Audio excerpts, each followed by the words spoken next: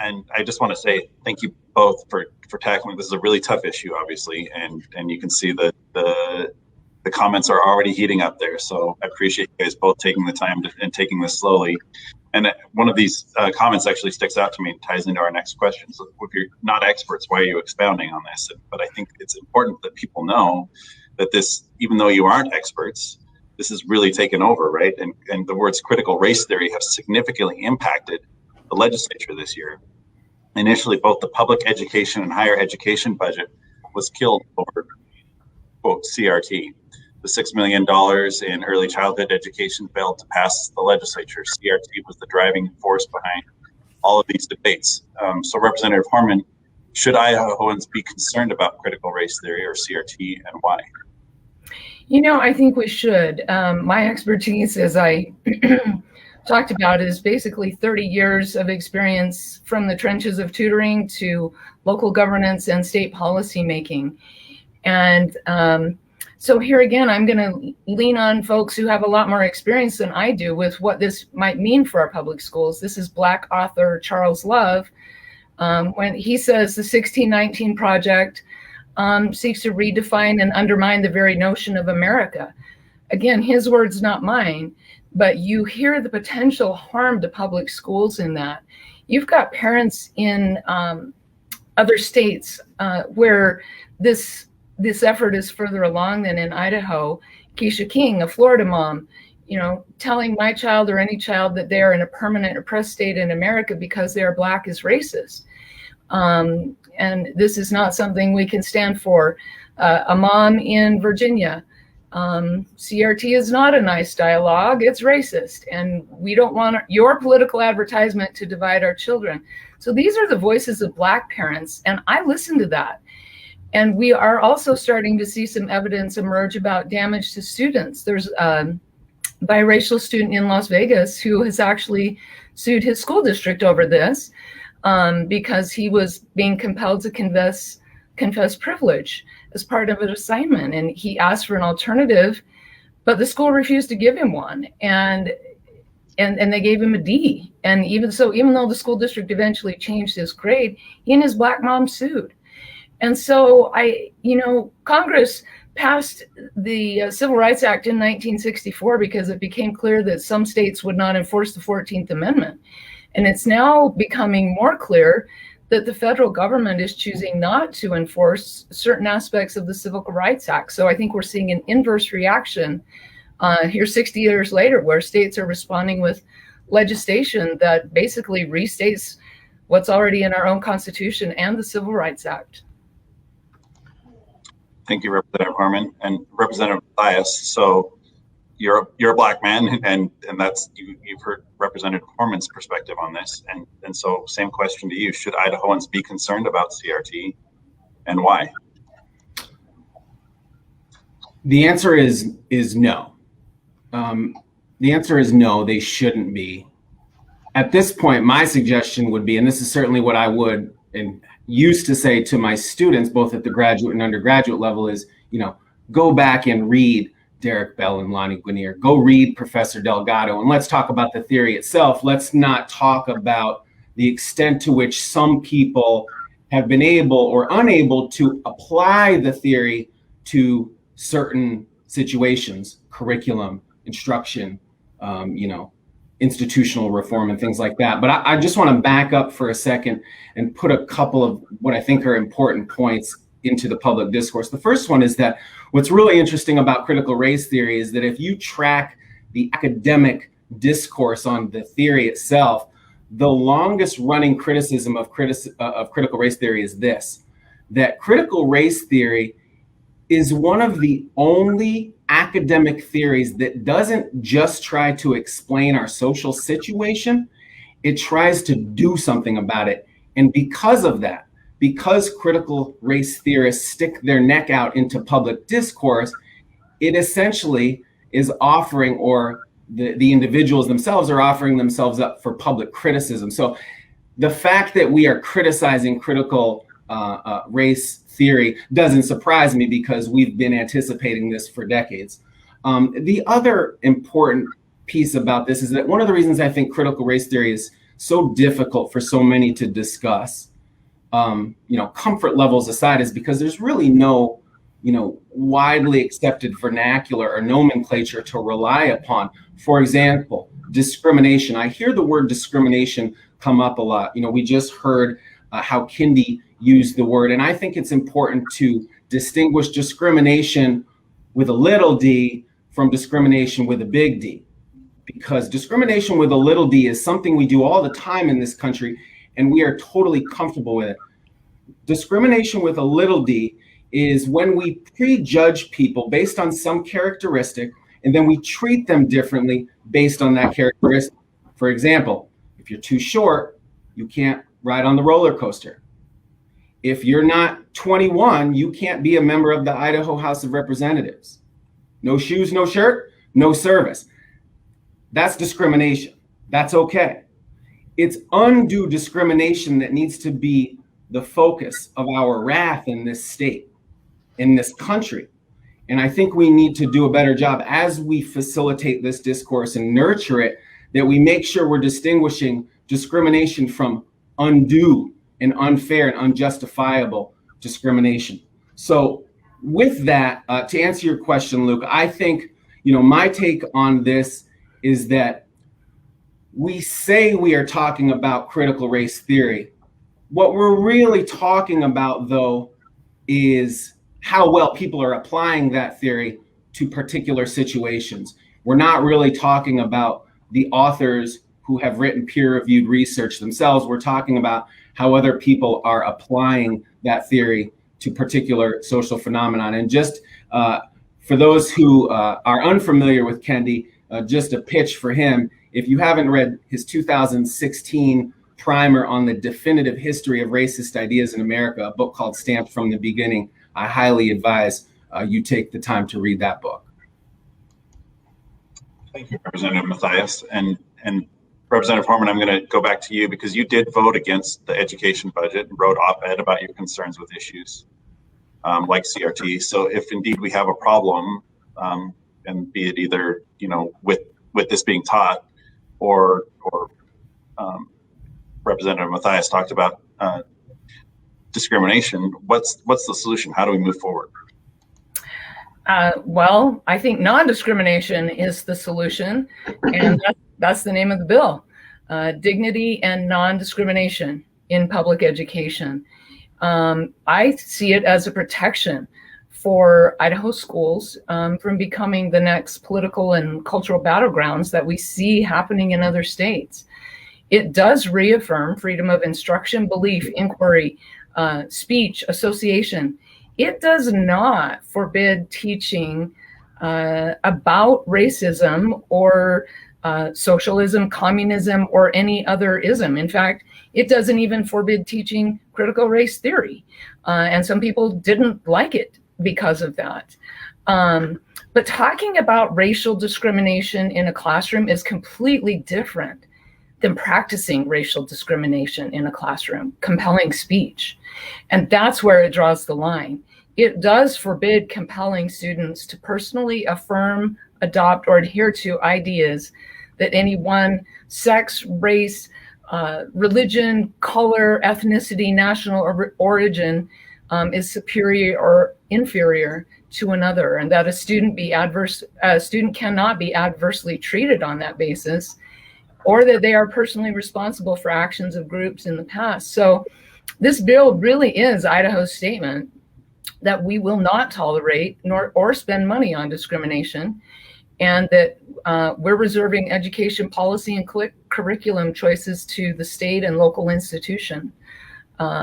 I have seen some press reports about the bill that says it allows the state to withhold funds. That's incorrect. Some outlets have corrected that reporting, others have not, but the bill does not do that. It will be up to teachers, parents, students to determine if they see a problem. If parents are finding their students are being forced into compelled speech regarding race, as is happening in California classrooms as young as 3rd grade, then they need to take that up at the local level. If it's not happening in Idaho schools and universities, then nothing will change. If compelled speech or discrimination is happening, then something should change. Representative Mathias, do you want to respond to that at all? Yeah, I'd love to. And I agree that, forcing students to embrace certain beliefs or opinions is totally inappropriate.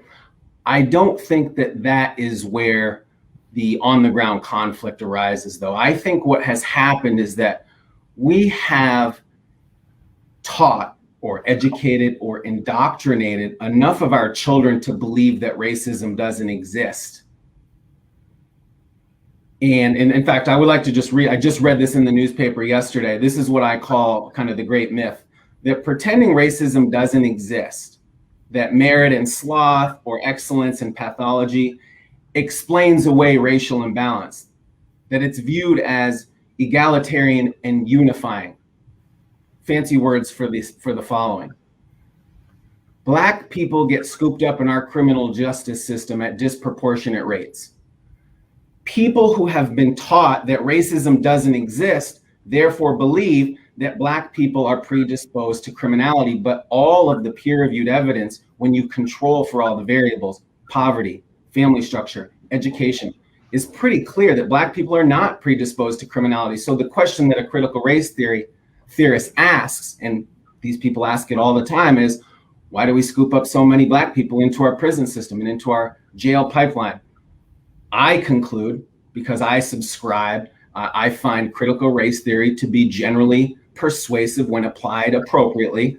I think there is systemic racism in America. Back to the point, I think a lot of people find that uncomfortable. They've been taught that it doesn't, and when a professor or a teacher tries to convince them that it has been, that they feel they are being forced to accept an opinion that they don't believe with.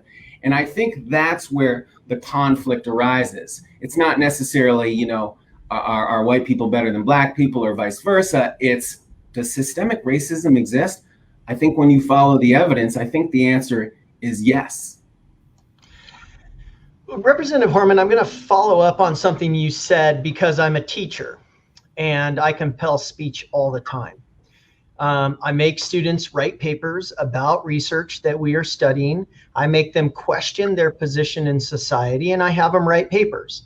That's compelling speech. And the conversation that we're having is that teachers shouldn't be able to compel speech. And I'd like you to clarify what you mean by that, because to your point, it's one thing for a teacher to say, if you don't believe in this, you're getting a bad grade. It's another thing for a teacher to say, why or why not do you not think this has value? And describe it and put it in a paper. Like, that's kind of academia.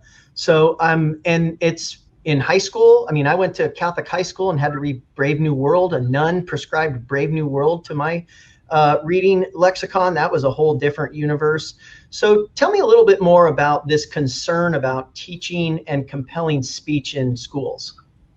So I think one of the key comments you made, Matt, is why or why not? You can absolutely ask those types of questions. Why or why not do you think white privilege exists or systemic racism exists? The question is entirely different if you have to answer, why does white privilege exist? That indicates a presumption that a student may not agree with. And again, teaching about racism is a completely different proposition than teaching racism. And that's what many Black parents assert that CRT does, is that they're actually, their Black children are being taught to feel inferior to whites as a race. And that's what the bill forbids. Well, thanks for that answer. I'm going to follow up with you, Representative Mathias, because I want to talk a little bit about the introduction you said, which is critical race theory is a lens at which you can look back at history from and put race at the center. So let's just talk a little bit about some historical things that have come up in the context of critical race theory. Pat Mack, he just put a comment up that's exactly where we want to go on this, and that is, if you use critical race theory to look back at why the South put up monuments to Civil War generals and Civil War leaders through critical race theory. How is that interpreted? And then the second piece is increasingly Juneteenth has become a piece of our history, something that America on the whole is beginning to actually look at and respect. But for the longest time, it was essentially swept under the rug. So if you could talk a little bit about those two issues in particular as it relates to critical race theory, how critical race theory might view it and its relevance, I think that might be helpful in adding context here, because many people say that you're erasing history if you talk about some of these Civil War monuments, which is what Pat Mack just wrote. And so let's clarify, let's have a conversation about what that means to other communities. Sure. Great question. Important topic. It comes up a lot. I mean, let's be honest. You can't erase history. You can erase certain tellings of it, or you can modernize certain tellings of it, but you can't erase it. Either you know about it, that it happened, or you don't know about it, but it happened. The monuments, for example, a fair critical race theorist analysis would conclude that when you look at a monument to a Civil War general, for example, that it's reasonable for a Black person to conclude, well, that person was a terrorist to me. Maybe they weren't a terrorist in the eyes of America, but they terrorized me. They committed political violence against me. That's what terrorism is. So a critical race theorist would ask, in the context of that past terrorism, was their contribution to our community or our state so great that we should erect a monument to them? That's an important discussion. Those are the types of questions I like to talk about around a cup of coffee. Now, I've had that conversation with a lot of people, and a lot of people will say, well, what about Abraham Lincoln? He was a racist. He's on record as having said that Black people are inferior to white people, but we have monuments to him. I think if you step back and you do the totality of analysis, you will conclude, yes, he was racist. He harbored racist ideas, but he has no real record of terrorizing Blacks. Yes, he deployed troops that in some instances terrorized Black people, but it wasn't in his genetic DNA to terrorize Black people. So a critical race theorist could argue having monuments to Abraham Lincoln, even though he was racist, is still fair in the context of American society. You know, when you look at, Juneteenth, the Tulsa Massacre, Juneteenth is famous for what happened in Texas, the Tulsa Massacre in Oklahoma. And I'd actually like to pivot, because those lands were occupied by the original Americans before any of those people were there. And I think a critical race theorist would use as an example, let's talk about the Sand Creek Massacre in the late 1800s, the mid 1860s in the southeast corner of Colorado. A lot of textbooks, if they even write about it, call it the Battle of Sand Creek. The military historians, refer to it as a military battle over aggressive American Indians. But a critical race theorist, someone who is involved in looking at critical Indian theory, would actually make it pretty clear. And anyone who does that research knows that the Battle of Sand Creek was actually a Sand Creek massacre. The American military had signed a treaty with some tribes, multiple tribes, and then totally breached the contract, breached the treaty, and went in and slaughtered a bunch of, we're talking about hacking limbs off babies, rape, genital mutilation, taking slaves and selling them to Mexican bounty hunters. There was nothing honorable about it. But the fact that we call it the Battle of Sand Creek and not the Sand Creek Massacre gets right to this point. Who is telling our history? Why is it framed a certain way? And if other people who might not have been the victors at the time had the opportunity to contribute to a fuller telling of that history, what might it look like? Now, this is where another one of the rubs arises, I believe, because I've heard the claim that, critical race theory is racist and that it teaches people to hate America. I think that is a weakly drawn conclusion from a very real predicament when we're talking about this. I think a fear that many people have, especially people on the political right have, is if you teach children, especially white children, about the true history of the Sand Creek Massacre, for example, or what some Civil War generals did to Black communities, that those children, they might, and let's admit it, probably might draw slightly less favorable conclusions about America. And if they draw less favorable conclusions about America, they're less likely to be hyper patriotic. As a military veteran, I have a serious concern about that as well. I mean, that is a legitimate concern, that we don't want to teach children to hate their country. But again, critical race theory, no critical race theorist, no peer-reviewed critical race publication has ever argued that we should hate America. So to answer your question, I think, to come up to 40,000 feet, there's a way that we can tell American history in a more inclusive and representative way. And while it might run counter to the traditional narrative of American history that we've been given, I err on the side of truth and reconciliation. And I think that can only make our country stronger. And I'll leave it with this, and I've said this to my wife before, I feel the same way about this country as I do about my wife. I would take a bullet for both. But I also have an obligation to let them know when I think they're wrong, when I think they're making bad decisions, and have difficult and uncomfortable conversations so that we can get to a better future. And my wife and I have those conversations all the time. And that's why I'm thankful to Representative Horman for being here, because this is how we move America towards a more just and brighter and inclusive future. Well, Representative Horman, I have the next question, but did you want to respond to that at all before I moved on? No, I agree with Representative Mathias. We need to have these conversations. And they're important to have. They're important for our students. Again, whitewashing history is not the solution, but nor do I think future discrimination is as a solution to past discrimination. Well, and this is, we're having a very vigorous debate here, but I will take a little bit of a privilege here and just say it's pretty amazing. We are having a robust debate about a really difficult issue that is impacting a lot of different aspects of our policymaking. But I think we agree that, that you can feel the love of country and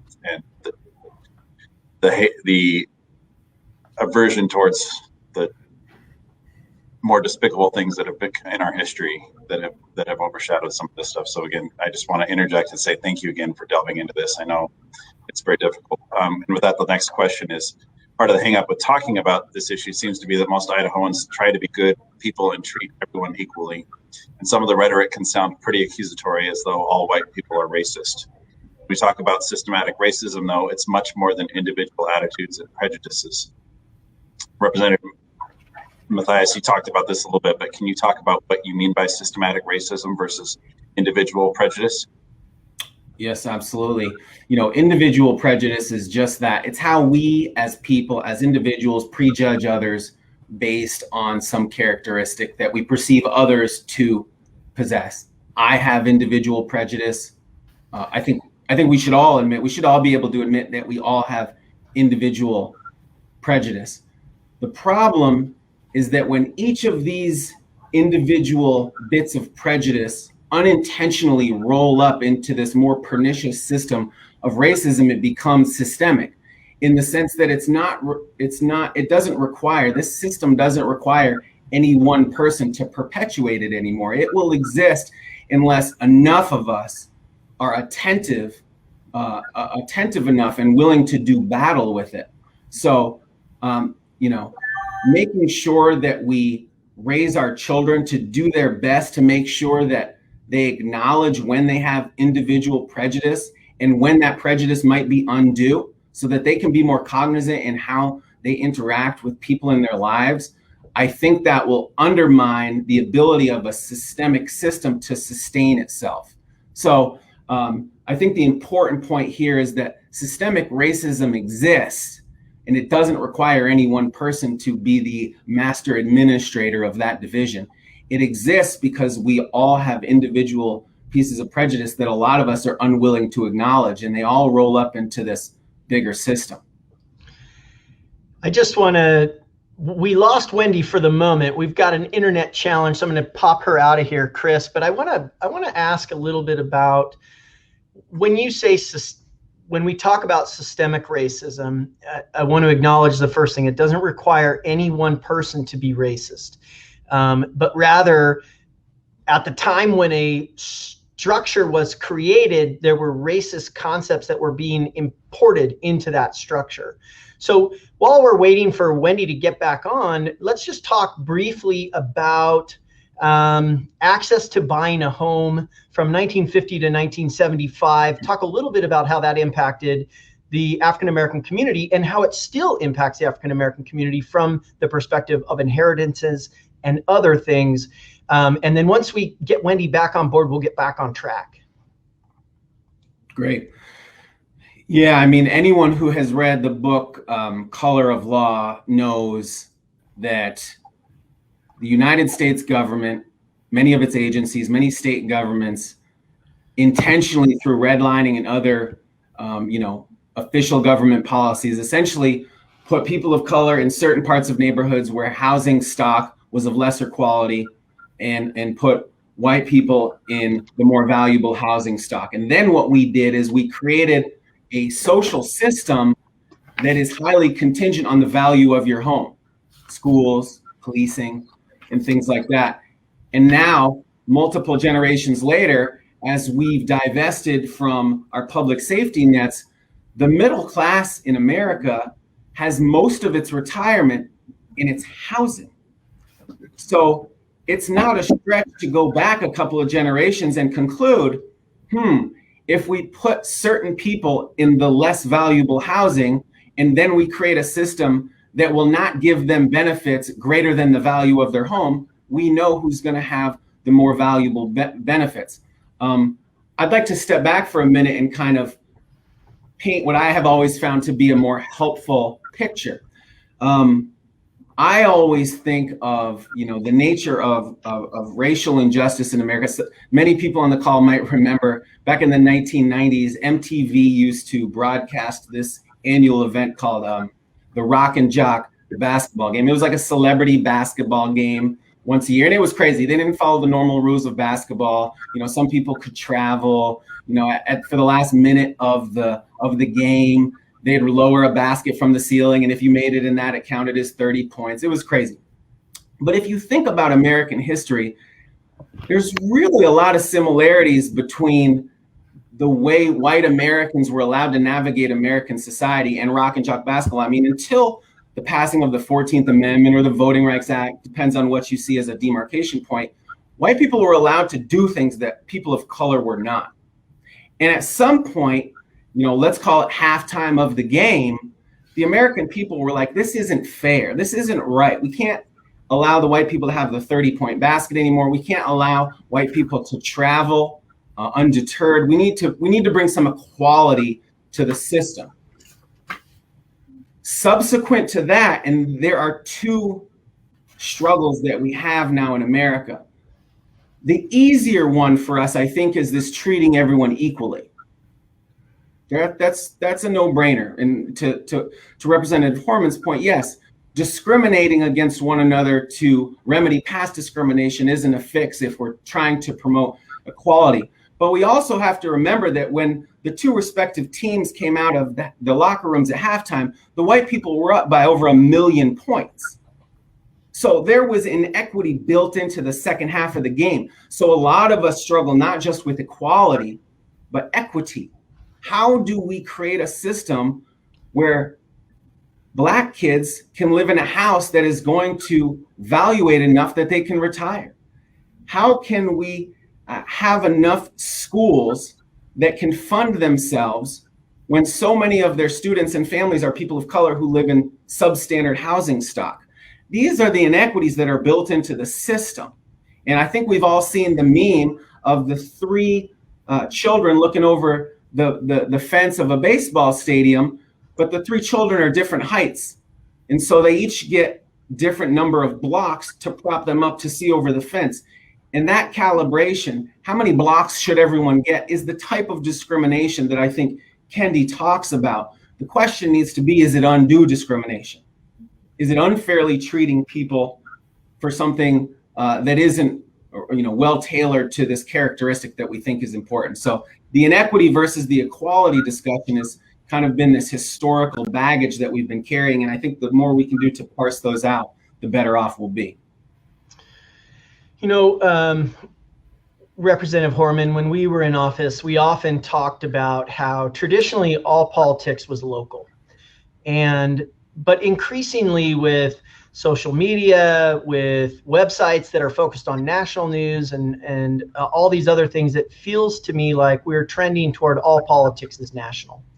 And so when you look around the country, you have multiple state legislators that are all taking this on as well. They're talking about CRT as being a threat and endangering folks. Now, the language in the bill that you sponsored and passed was fairly innocuous, minus the part that it implied that CRT taught the opposite of those things.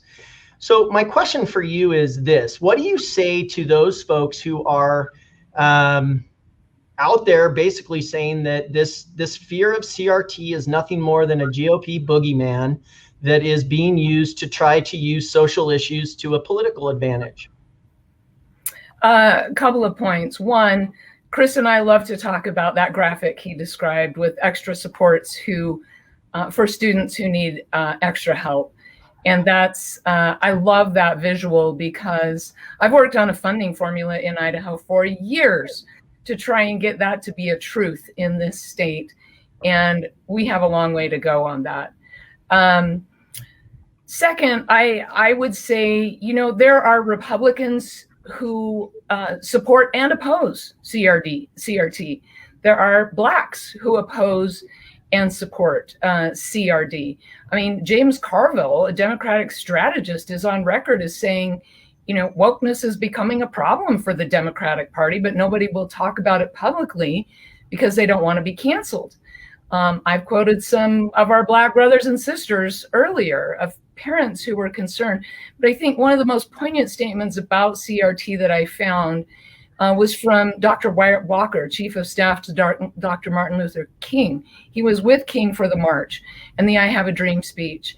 And he said, today, too many remedies such as critical race theory, the increasingly fashionable post-Marxist approach that analyzes society as institutional group power structures rather than on a spiritual or one-to-one human level, are taking us in the wrong direction, separating even elementary school children into explicit racial groups and emphasizing differences instead of similarity. His answer is that we go deeper than race, deeper than wealth or gender, and that we teach ourselves to comprehend each person as a symbol of not as a symbol of a group, but as a unique individual with a shared humanity. And that statement is beautiful to me. I could go on with other statements, but I think I've made the point that to me, this issue is about something much larger than ideology or politics. It's the height of inhumanity and incivility to presume that someone's moral character is determined by their skin color. And I see that as dehumanizing. So in general, polarization or extremes on either end of the political spectrum, they just don't serve us well. Sorry, I didn't mean to bring us back to the large group too quickly, but there's still some concern about how this was handled in the legislature, and in particular, the rhetoric. This year, the legislature was flush with resources, and higher education ended up taking a $2.5 million haircut, and claims of indoctrination were a large part of how legislators were communicating to the public that higher education is behaving.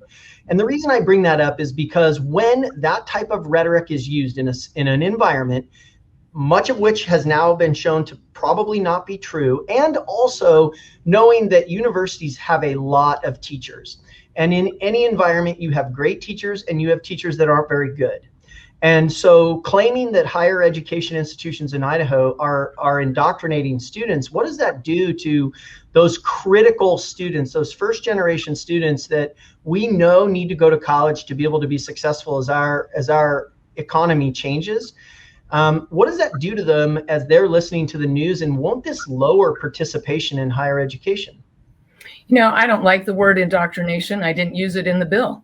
It's not in 377, and nor did I ever use that word in my debate. In fact, I didn't even use the word critical race theory in my debate. I wouldn't have put it even in the bill, because as I said just a minute ago, to me, this is something. It's about our humanity. It's not about any particular curriculum or pedagogy. But in terms of, a lot of legislators from both parties worked on this bill, though, and it is compromise legislation, and people had a lot of different reasons on other sides, on all sides of this issue for voting yes or no. But in terms of higher education participation, I think issues of cost and flexibility, not to mention a shrinking birth rate, which is going to automatically decrease enrollment. In fact, if we weren't counting dual enrollment students in Idaho, we would be seeing significant drops in our overall enrollment in higher education. So I think we have a number of issues to resolve that are going to help our students be successful in higher education. One quick follow-up on that, and building off of what Representative Mathias had to say, is I think we're all in agreement. And that's one of the beauties of having conversations amongst the civil group and working on it through the concept of civility. I think we're all in agreement that recognizing the individual for their individual worth and their individual value is critical to moving our country forward. One of the arguments against critical race theory is that it doesn't do that on an individual level, which may or may not be true. But what critical race theory really focuses on are those systemic policies that were put in place years ago that need to be reformed to effectively address issues of equality and equity in the United States. What would you say to a young person of color who is asking for laws to be changed to better address the ability to recognize and grow with an individual's contribution? I would sit down and listen to them. Again, talking about racial discrimination in a classroom is completely different from practicing racial discrimination in a classroom. And we're seeing examples of that around the country. That's not what we want to happen. In fact, we have some fantastic teachers in the state. I shared this story on the House floor. My son had a history teacher, and he was home practicing piano one day, and all of a sudden he stopped and he said, Mom, Mr. Dyrich isn't a history teacher. He's a future teacher. He's teaching us about history so we can change the future. I think that's what we all want. That's what we want to see happen here. There's a Churchill quote. He talks about he'd been ignored all through World War II, warning about the Nazis. And when he was finally made prime minister to try and solve the catastrophe they were in, he said, of this I am quite sure. If we open a quarrel between the past and the present, we shall find that we have lost the future. So trying to solve these problems by alleging blame or using discrimination is not going to move us forward. And I think there are ways to talk about that.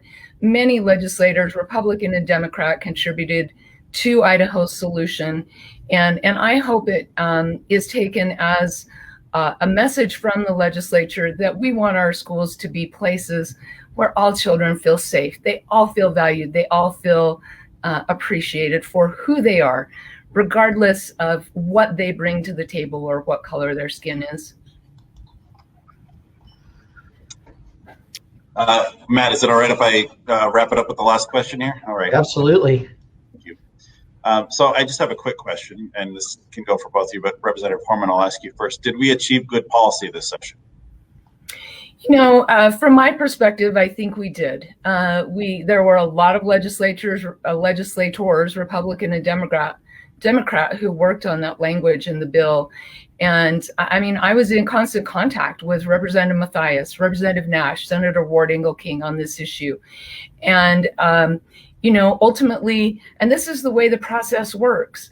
Even if people vote no, that doesn't mean that, they didn't participate in discussing and drafting it. Ultimately, it didn't quite get to where Democrats supported it, but it did get to where all members of the Republican Party could support it. And that's not even gun and abortion bills had that this year.